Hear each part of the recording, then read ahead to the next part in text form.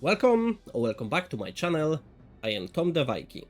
It's been a while since the Rose to Power DLC dropped, and by now most of us had plenty of time to actually explore its features. Yet, despite the hours poured into the game, many players still find themselves unsure which camp buildings are the best to build. This is going to change today. In this guide, we'll break down the most useful and efficient camp buildings, helping you to make the smartest choices through your playthrough. Whether you are optimizing for resources, defense, or in general long-term strategy, this video got you covered.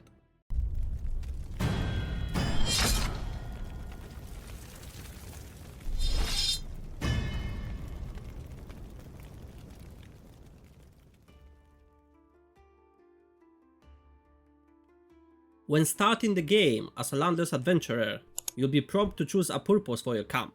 By default, the purpose is set to become Wanderers, which gives you access to all contract types equally, perfect if you want a balanced experience. You can change your camp's purpose at any time, but keep in mind that each switch costs 1000 prestige. Additionally, any camp upgrades that are incompatible with the new purpose will be automatically demolished. But don't worry though, you receive a partial refund for any buildings that are removed. This system gives you a flexibility to adapt your strategy as your adventure unfolds, so feel free to experiment and find the path that suits your playstyle best. Those of you who doesn't have Roads to Power DLC might ask what the contracts are. Contracts are formal agreements between you and another ruler. By completing them successfully, you can earn precious rewards such as gold, prestige, and even a hook on the character who issued the contract. Hooks can be incredibly powerful tools. If you have ever played a character with intrigue focus, you will know what I mean. When used strategically, they allow you to influence decisions, demand favors, or manipulate political outcomes later in the game. Choose your contracts wisely, and think ahead about how rewards might serve your long-term goals. First things first, in the camp you can build different structures, but each building can have different upgrades, and the building's max level is level 6. When you first open your camp, this is what you'll see, a single structure, which is the pavilion. This is your main building, and it plays a crucial role in your camp's development. The pavilion determines how many additional buildings you can construct, effectively setting the foundation for your entire setup. Because of its central importance, it's highly recommended to upgrade the pavilion to its maximum level as early as possible.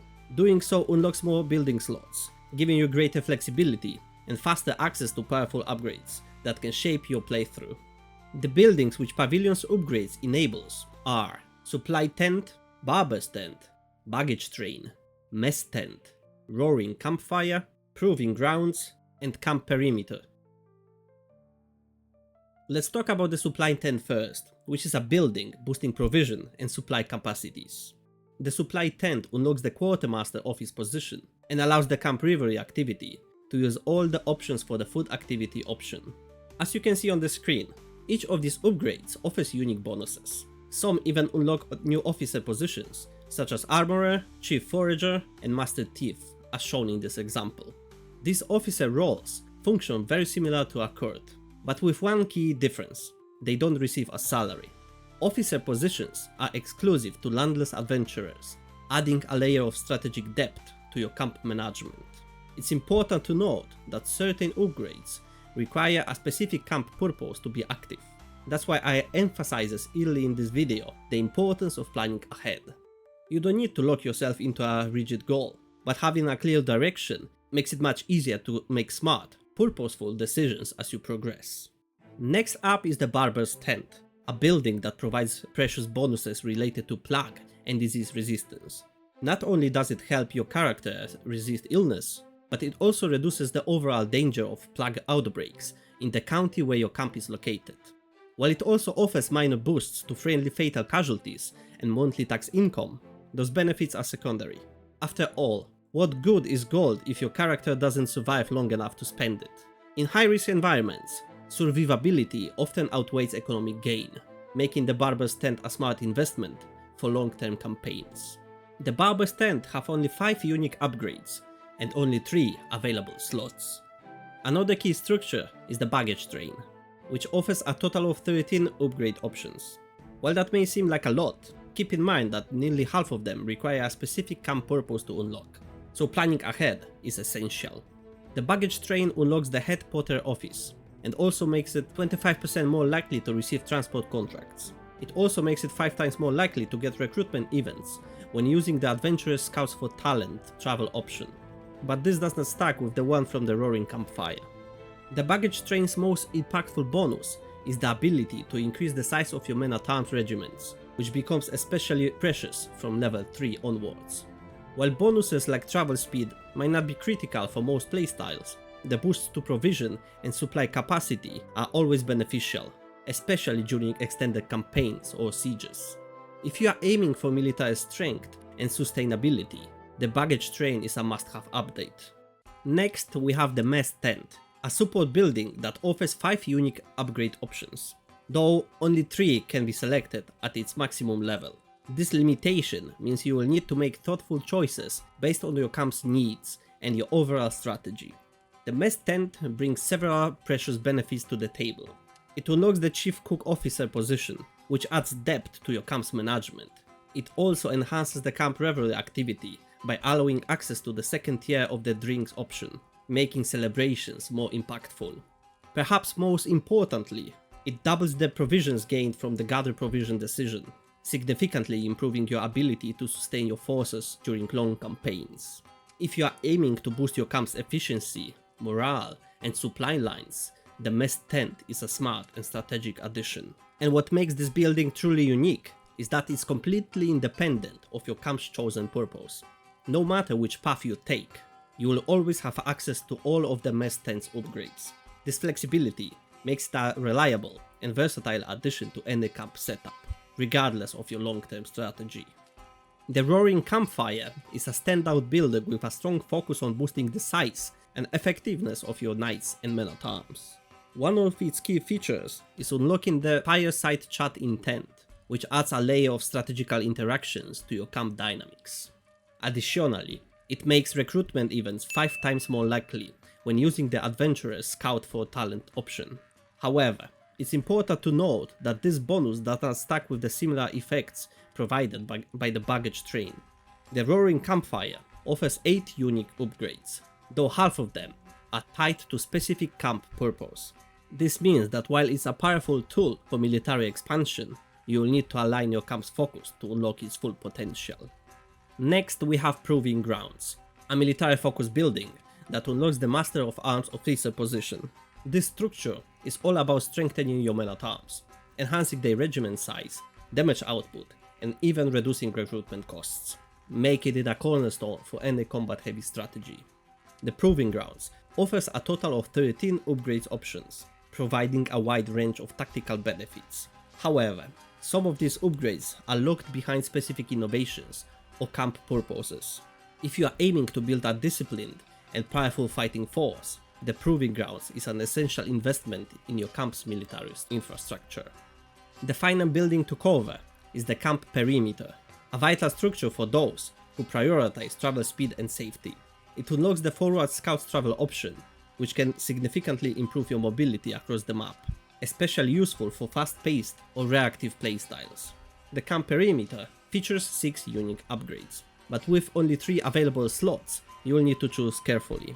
Additionally, half of these upgrades are restricted by your camp's chosen purpose, so aligning your strategy early on is the key to making the most of this building.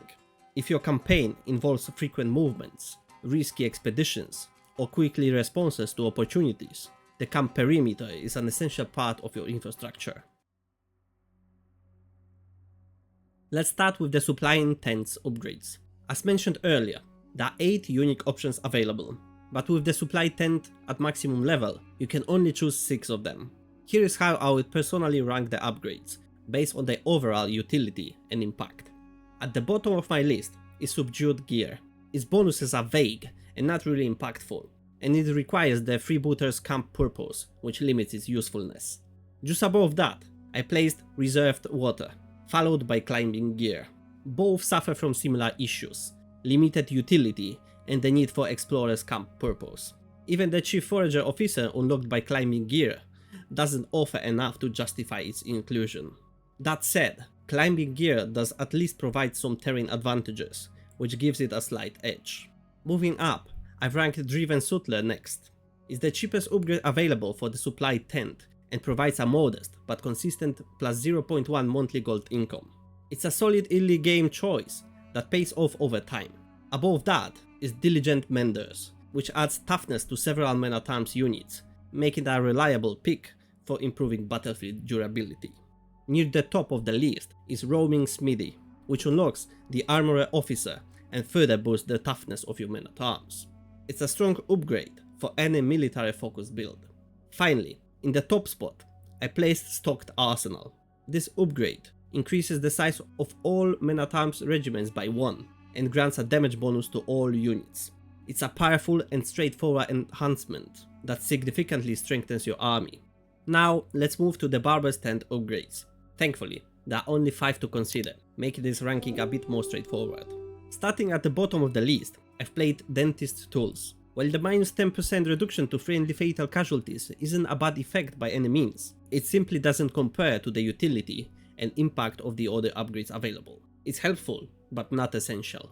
Next up is Surgeon's Tools, which provides a moderate boost to disease resistance. It's a step up in terms of survivability, especially in plague-prone regions, but still falls short of the more specialized or synergized upgrades.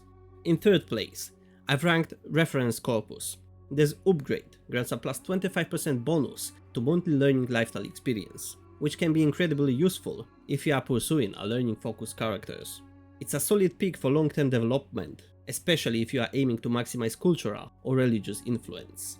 The second best upgrade in my opinion is Mortician's Tools. It offers plus 1 gold per 100 dead soldiers, but only when the battle ends in the county where your camp is located. This makes it a bit situational, as you will need to either be very strategic or very lucky to consistently benefit from it. Still, when it works, it can provide a nice economic boost during wartime. At the top of this list, I placed Torturer's Tools. This upgrade shifts your playstyle towards intrigue and intimidation, granting plus 10 dread and increasing your knight's effectiveness by 0.1% per dread level, up to a maximum of 10%.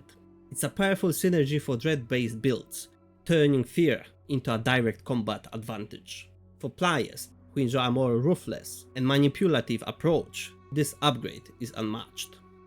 Time for Baggage Train, one of the most upgrade-rich buildings in your camp, offering a total of 13 unique options. While some are clearly situational, others can become cornerstone of your strategy. Here is how I rank them from the least to the most impactful. At the bottom of the list is Proof of Claims. It's locked behind the Legimist camp purpose and offers minimal benefits in return. The bonuses are too niche to justify the slot, especially when more versatile upgrades are available. Just above that is Siege Engineers. Personally, I never bothered with it. My siege weapons alone are more than enough to handle enemy fortifications, making this upgrade feel redundant. Next is Expert Negotiators. While diplomacy has its place, it's rarely the optimal path for a landless adventurer. The benefits just don't outweigh the opportunities lost by not investing elsewhere. Ransom Cages follows. The ability to abduct rulers sounds powerful on paper, but it's no longer the game-breaking tactic it once was. It's still useful, but far from essential. Then there is Portable Shrine. I've never found religious diversity in the camp to be a major issue, so dedicating an upgrade slot feels unnecessary in most playthroughs. Loyal Scribes comes next. Even with a 50% boost to learning contracts rewards, the payoff is underwhelming, especially since it requires either the Scholars or Legitimist camp purpose, which will not suit every build. Private Tents lands just above that. It's a decent pick if you are learning into an intrigue-focused lifestyle, but outside of that niche, its value drops quickly. In the middle of the pack, I've placed Bartering Grounds. It's the most expensive upgrade in the set and introduces a unique pound gear interaction. While it's a fun mechanic, I don't find it as consistently useful as the upgrades ranked higher. Drifting Ascetics takes the 5th spot. A 25% bonus to monthly learning lifestyle experience. It's nothing to scoff at, but again, it's tied to the Scholar's camp purpose, which won't appeal to every player. Next is Ample Steeds, which boosts pursuit for all cavalry types by 10%. It's especially handy in the early game when cavalry can dominate skirmishes, though its impact tends to taper off in the mid to late game. Still, it's a flexible upgrade you can swap out later. In third place, I've chosen Able Porters. A 25% increase to provision and supply capacity is always welcome, no matter the stage of the game. On top of that, you gain 1% Knight's effectiveness per point of stewardship, which adds a nice layer of synergy for stewardship focused characters. Now we come to the top 2. It was a tough call, but I've placed Proficient Trackers in second. It's a fantastic upgrade with strong utility, but it just barely lost its first place to my personal favorite, the Kennels. Not only does it offer a significant boost to Knight effectiveness, especially when paired with a skilled Kenneler who can push that bonus up to 33%, but it also adds a unique and entertaining execution method. It's powerful, thematic, and just plain fun. Let's take a look at the Mess Tent now, a compact but impactful building with 5 unique upgrades. The Mess Tent may only offer 5 upgrades, but with just 3 available slots at max level, every choice carries weight. Each upgrade brings something unique to the table, but not all are equally impactful. At the bottom of the list is Knowledgeable Herbalists. While it unlocks the Chief Forager Officer position, the upgrade itself doesn't offer enough value to justify a slot.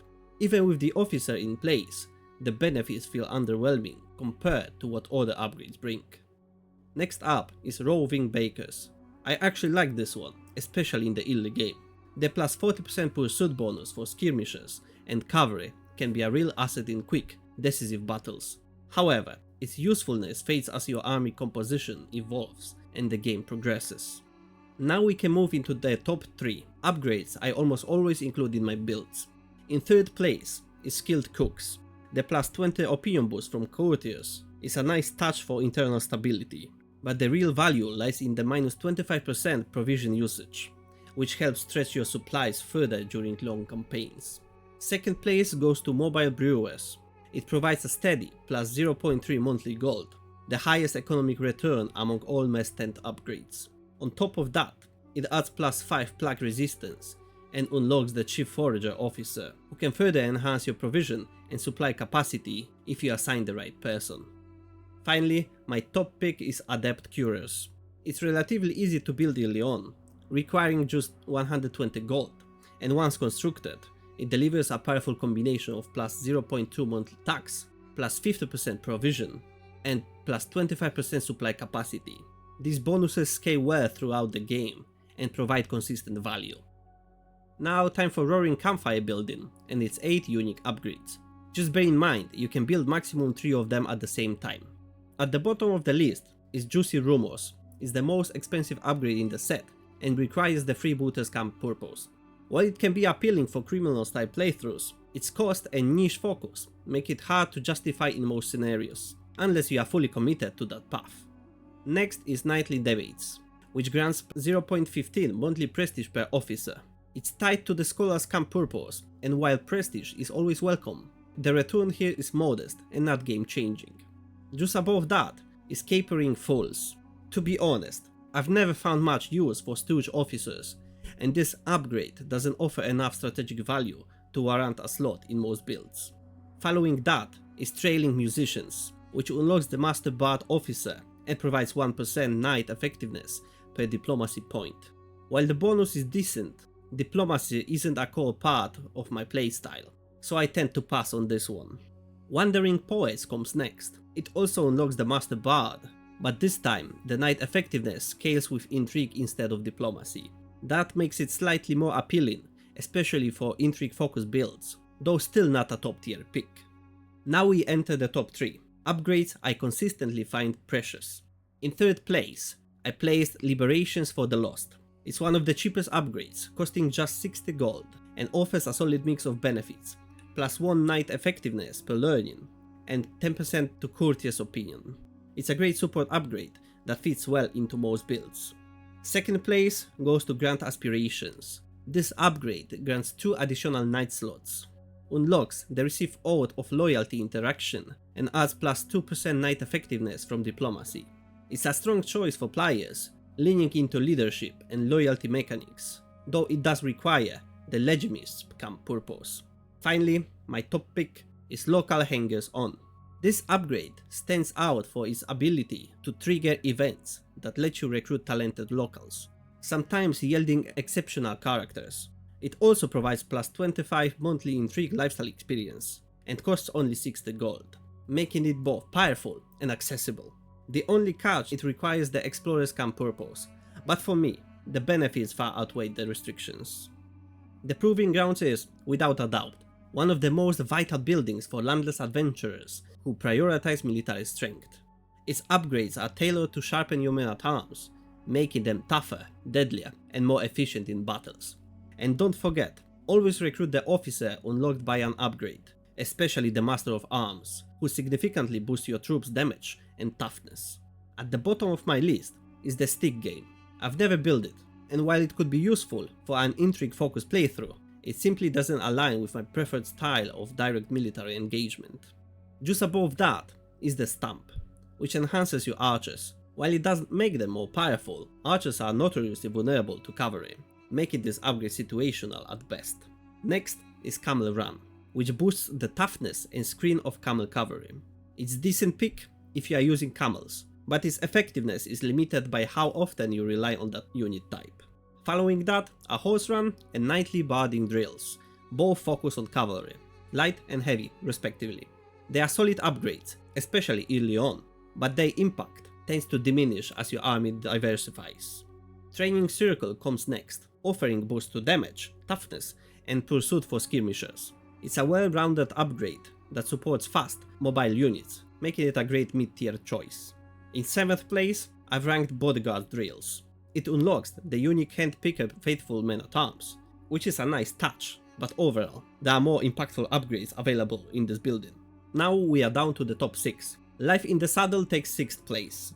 It requires your culture to have the Horse Lord's tradition, which makes it ideal for Mongolian starts. If you meet the requirement, it's a strong cavalry focused upgrade right from the beginning. 5th place goes to the Mock Battle Drills, which enhances your spearmen's damage and toughness. Spearmen are excellent counters to cavalry, making this upgrade a strategic choice to battles where mounted units dominate. In 4th place is Lock Wagon. It adds +1 to the size of your men-at-arms regiments and unlocks the Master of Spoils, who brings additional bonuses. It's a powerful upgrade that scales well throughout the game. Martial Study earns the 3rd place. It's a fantastic synergy pick for learning focused characters, granting +1% knight effectiveness per learning point and a +5 maximum battle roll, which can tip the scales in critical engagements. 2nd place goes to Personal Bounce, which boosts heavy infantry's damage, toughness, and screen. These units are the backbone of many armies, and this upgrade makes them more formidable. Finally, at the very top is Elephantry Reserve. It's not easy to unlock. You will need a culture with the Elephantry innovation, but once you do, you gain access to war elephants, which are devastating on the battlefield. They crush nearly anything in their path, making this upgrade not only powerful, but also incredibly satisfying to use.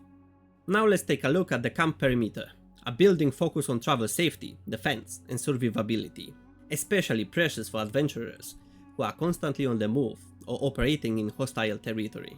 At the bottom of my list is Good Seating. While it may have some niche value for intrigue-focused playstyles, I've personally never found a compelling reason to build it. Its benefits are too narrow to justify a slot in most scenarios.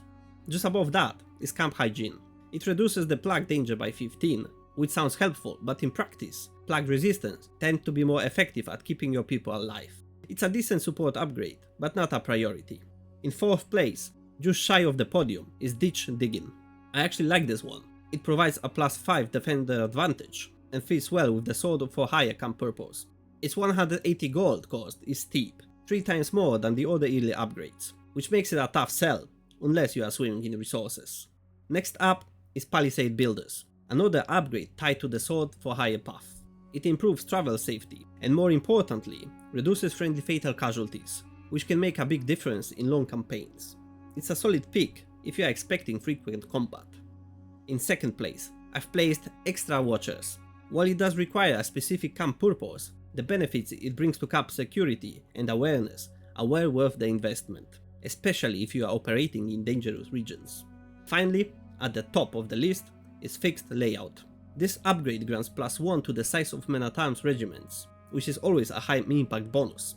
More troops on the field means more staying power and more pressure on your enemies. It's simple, effective, and universally useful. That's it for today. I hope you found this video helpful, and if you did, don't forget to leave a like, comment, and subscribe to my channel so you don't miss future videos. May Odin watch over you. Skål!